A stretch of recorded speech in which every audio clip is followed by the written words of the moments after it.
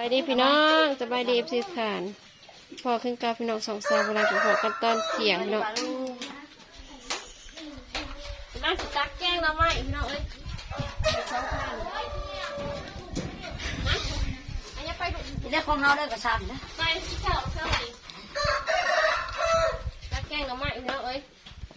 อันนี้ห้องสามนิดได้ทีนะ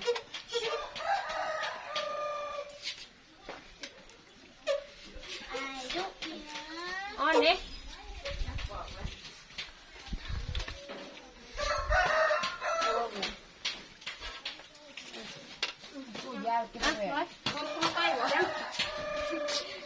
เอาเรียกเอาลูกเรียกเอา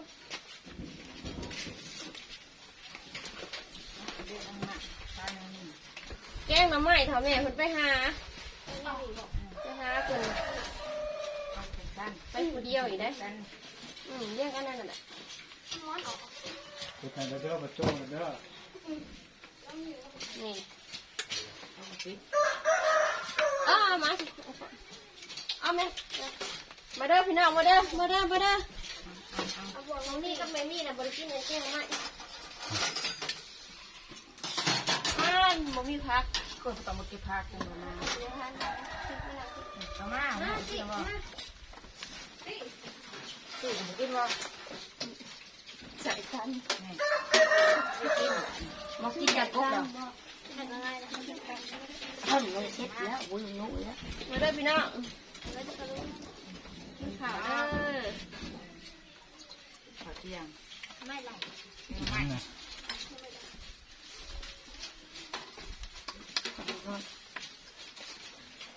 มีโน่นให้ไปหาหมาหรอกเร็วหาตกแปดตกห่อก็เพื่อนเขา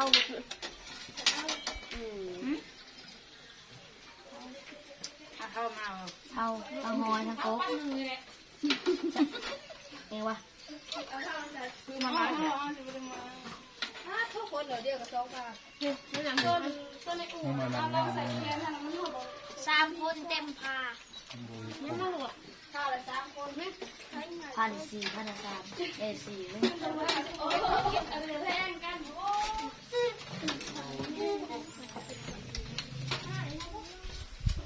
แล้วอ้อมนั้นจะสุกมีเวลาที่เขาแม่นั้นเห็ดบ้านไปไปเลยเขียนไปเรียนสื่อเข้าไปได้สักหน่อยเขาจะไปเขียนใบแจกคนตรงมาตรงไหนคิดผักมาคิดเนี่ยเบิดใบแจกคนกัน200,000เกิดแล้วเบิดพอดี400,000น้องอ้อนจะเป็นเทพผู้ตะกองบริเวณมั้ง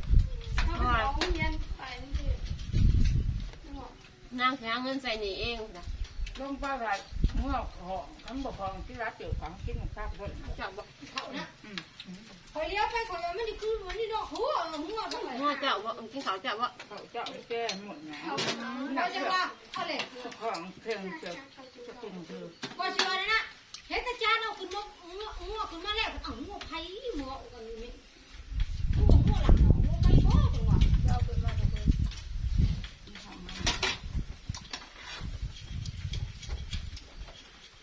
ยังไม่ได้มาเจอหัวเท่าใหญ่แล้วอันหัวแดงไปดูคนเก็บก็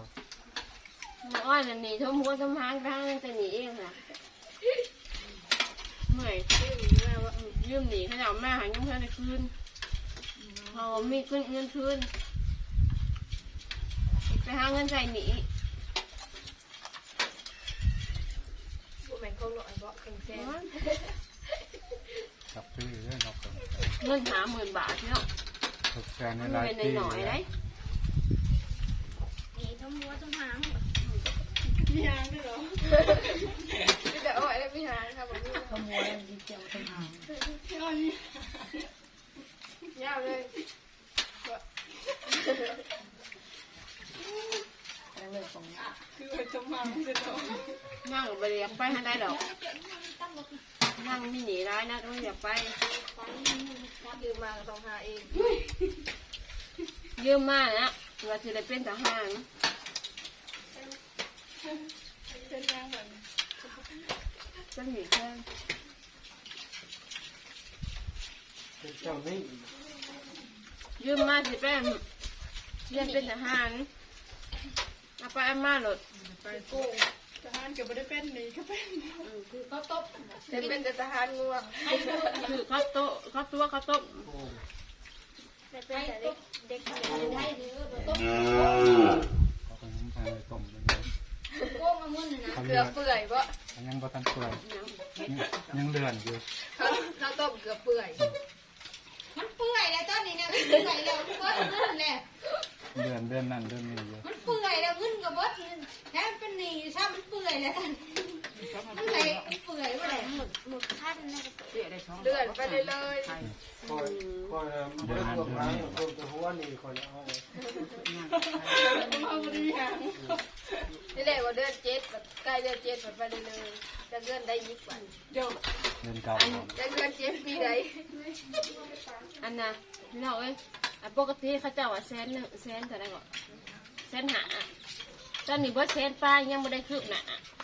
ตัวไปเลยยังอยู่บนเก่า ถ้ามาขายรถไปหอดช่องแท้เนี่ยเอาไว้ เพราะว่าตัวว่าเดือน6เดือน7อยู่ค่ะเดือน7ว่าเดือน8ค่ะ ไปแน่นอน ชีอิ่มนะครับ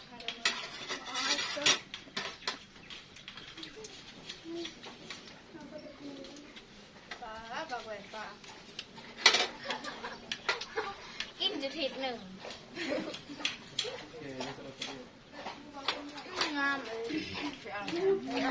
เขาให้หน้า น่ากับพูดแม่มีขู่อยู่แม่ ก็ลงปกคามเลย งาม ลงปกคาม ทำแม่เพิ่นไปเอาพักอันพักแหวนนั่งไว้ใช่กับพักแหวนกันบ่อยากเอาไว้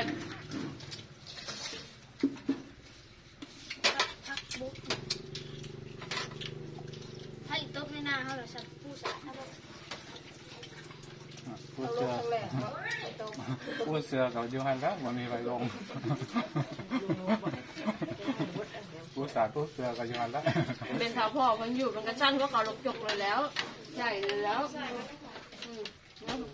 แล้วผัดหมักเนี่ยบ้านนอกอ๋อเจ๊ยังเนาะ มื่นแม่กินแกงหน่อยอันน้ำมันมาหาให้หามาเจอ ไม่ได้แกงให้นกกินอีก ทั้งกบทั้งหอยทั้งหัวเยอะแยะ ร้านมัน เขากินแล้วก่อน หอยเป็นกระดาน แล้วหนูกินแล้วก่อนเนาะพอกินเหมือนเอามาเนี่ยเพราะยันเรามาเมียน ของข้าเขาก็มีกุ้งแช่ห่อเขาด้วย มื้อนี้นะห่อเขา นอนเด้อบ่นอนบ่ มีแต่ห นอ อน ย บ่ ใช่เด้อพี่ยาเราเสือก็พี่อยู่ก็รอดเสือเรา แต่ก็ได้เลยก็เสือบางคนอยู่ระดุมเสือแหวนจะเป็นยอดใหญ่นี่นะปอดช้างผิดก็แล้วว่าคุยมาล่วงมาหมา มันบริวารเดี๋ยวนี้ เอาบริบาลบ่ปอดช้างอีกที่สนะ แล้วก็คามนี่ยังบริวารคุย พักเวนยอดพักเวนนะ ถ้ามันให้ลูกค้ามันไก่ต้าแล้วว่าเรียนตัวนี้ยังบริวาร ยังมาลูกละยังมาเอาไปมีไหนนี่ แซ่บแซ่บ เลิศ จะดูจะดี เอาพวกพวกมาใส่ เป็นแหละทุกคนมันงามเลยใช่ปะ ตักเป็นละกันไป ยืน ทุกใครมาทานนี่ไหม เขาอยากไปเอา เราเกี่ยวกันที่รักเกี่ยวกันเจ้าไป เด็ก พักแหวนนะกับ พักเลี้ยงผ่านนี่น้องเอ้ย ซุปมึงมองมันบริหาร พักกำลังมาเอาตีกินจิ สบายดีพี่น้องว่าพักเวรฮักกันมา ตื่นแต่ใหม่นุ่มก็อยาก กินขนมอยู่ งานจะได้ มัน กิ จะ น กินน้ำลังมั้งมึงบอกมึงทางเขามึงทางเขามั้ง พูดทางกลางได้ไหม ชอบเหยียบของนะ ข้างไหน เก่า เนาะ จะกว่าเก่าปีเดี๋ยวบ่ได้เลย ผมมีวันล่าง กินเติมกระแสได้ เซลได้บ่เป็นนางหูแก้งอยู่จ้ะ เก่าคนดีเลยไอ้แก้มันเก่าแก้งบอกเรื่องเนี้ย พี่จะแกะดินโอ้ย ใส่ยามือก็บ่อยากได้ถึงเบิ่ง ที่เรียกนอนก่อนลูก โอ้ยแกงน้ำใหม่ใส่ซ่า นะ นะ กินแล้วพักกระดิ่งบดมือก็จังเบิ่งจ้ะ พี่จะใส่เฮ็ดเสร็จกันนอนกันยิบนี่ดิเฮ็ดต้มน้ำใส่ซ่า ก็ต้องขึ้นกันแล้วก็กินลูก มันเผ็ดบ่ กินแล้วไปแล้ว เป็นมาเทียงคนมีจ้าหลาย ใส่ขาวแล้วแล้ว เอาแล้ว มึงอย่าได้วัดซุปมึงหมอไหม เอาจะบดชื่อเข้าไป คิดว่าเขาจะสิปุ๊บก่อนเก่าเนาะบ่ได้ มันเดียวช่วยผมเก้า โอ้โหลูกเก่า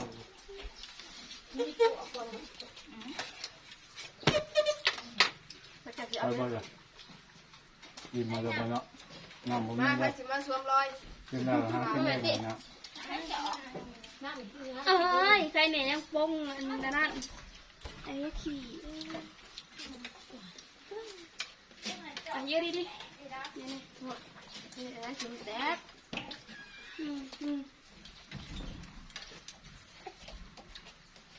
เอาไป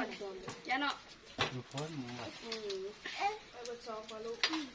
อยากบ้านอยากแล้วบ้าน กินยังไงละ พวกเนี่ยกินใบมันเนาะดึงเอาไปเนาะเอาไปกินเนาะกินใบ